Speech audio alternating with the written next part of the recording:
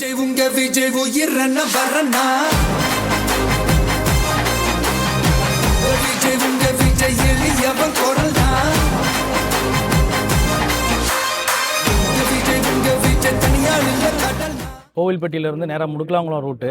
அதில் வந்து இப்போ அடிஷ்னலாக வந்து இப்போ அந்த குழந்தைங்க ஸ்கூலுக்கு போயிட்டு வரதுனால அடிஷ்னல் ரூட் வந்து இங்கே கிராமத்தில் உள்ள மக்கள் கேட்ட கோரிக்கைக்காக நம்ம என்ன பண்ணியிருக்கோம்னா கோவில்பட்டியிலேருந்து முதல்ல வந்து காலையில் வந்து பார்த்திங்கன்னா 8 மணிக்கு ஒரு பஸ்ஸு, அது முடுக்கலாங்குளத்துலேருந்து வந்து கோவில்பட்டி கிளவிப்பட்டி வந்து கிளவிப்பட்டியிலேருந்து கோவில்பட்டி போகுது. ஈவினிங் அதே மாதிரி ஒரு ட்ரிப் வந்து பார்த்திங்கன்னா கோவில்பட்டியிலேருந்து அங்கே ஸ்கூல் முடிஞ்சு வர குழந்தைங்களை ஏற்றிட்டு அவங்கள கொண்டு வந்து இங்கே கிளவிப்பட்டி வந்துட்டு இங்கே இது பண்ணி கடைசியாக முடிக்கிறது வந்து முடுக்கலாங்குளத்தை போய் முடிக்கிறது. இப்போ இந்த 2 ரூட்டு காலையில் ஒரு சிங்கிள், ஈவினிங் ஒரு சிங்கிளுக்கு பிளான் பண்ணியிருக்கோம். அப்புறம் வரக்கூடிய காலங்களில் இதை பார்த்துட்டு எக்ஸ்டென்ஷன் பண்ணுறதுக்கு என்னங்கிறது பிளான் பண்ணிவிட்டு அதுக்கேற்ற மாதிரி மக்களோட குரலுக்கு ஏற்ப அதுக்கேற்ற தீர்வு கொடுக்கப்படும். ஆமாம் இது வந்து ஒரு 20 ஆண்டு இந்த கோரிக்கை வந்து பார்த்திங்கன்னா ஒரு 20 வருஷமாக இருக்குது. ஸோ அதை வந்து இப்போ நம்ம தமிழக வெற்றி கழகம் சார்பாக மாண்புமிகு முதலமைச்சர் அவரோட இதில் வந்து வழிகாட்டுதலின்படி இன்றைக்கி இந்த இது வந்து மக்களுக்காக நிறைவேற்றியிருக்கோம். இதில் வந்து வரவேற்கத்தக்க விஷயம். நன்றி.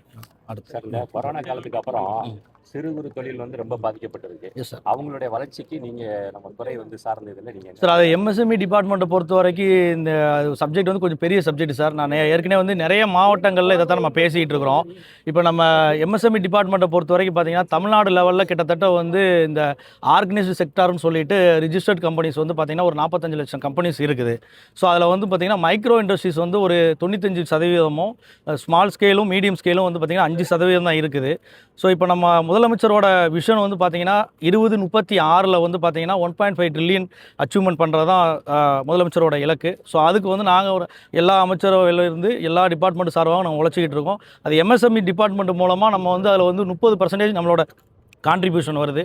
ஸோ அந்த கான்ட்ரிபியூஷனுக்கு வந்து நம்ம அச்சீவ்மெண்ட் பண்ணணும் அப்படின்னா இந்த மைக்ரோ இண்டஸ்ட்ரீஸ் இருக்கக்கூடிய அந்த 95% இருக்கக்கூடிய இண்டஸ்ட்ரீஸை வந்து நம்ம அடுத்த கட்ட டெவலப்மெண்ட்டுக்காக வந்து பார்த்திங்கன்னா அந்த 95%லேருந்து அந்த ஸ்மால் ஸ்கேல் மீடியம் ஸ்கேல் வந்து 5% இருக்குது.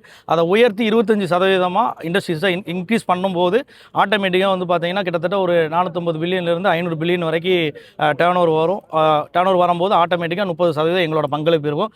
அதுக்கான முன்னெடுப்பு தான் பண்ணிக்கிட்டு இருக்கோம். எல்லா மாவட்டத்திலையும் பேசி மாவட்ட தொழில் மையம் எங்களோட இந்த கிளை நிறுவனங்கள்லாம் பேசி அதுக்கான வளர்ச்சி பாதைக்கு என்னென்ன இன்ஸ்ட்ரக்ஷன் கொடுக்கணுமோ கொடுத்துட்டு அடுத்த கட்ட டெவலப்மெண்ட்டுக்கு அதுக்கான வேலைகளை செஞ்சுக்கிட்டு இருக்கோம் சார். வரும் பட்ஜெட்டில் வந்து உங்கள் துறை சார்பாக ஏதாச்சும் புதிய திட்டங்கள் சார் கண்டிப்பாக இருக்கும். அது வந்து கண்டிப்பாக உங்கள் ஊடகம் மூலமாகவே தெரிவிப்போம். அது வரைக்கும் கொஞ்சம் வெயிட் பண்ணுங்கள் சார். பட்ஜெட் வரும்போது கண்டிப்பாக அதுக்கான விளக்கம் இருக்குங்க சார்.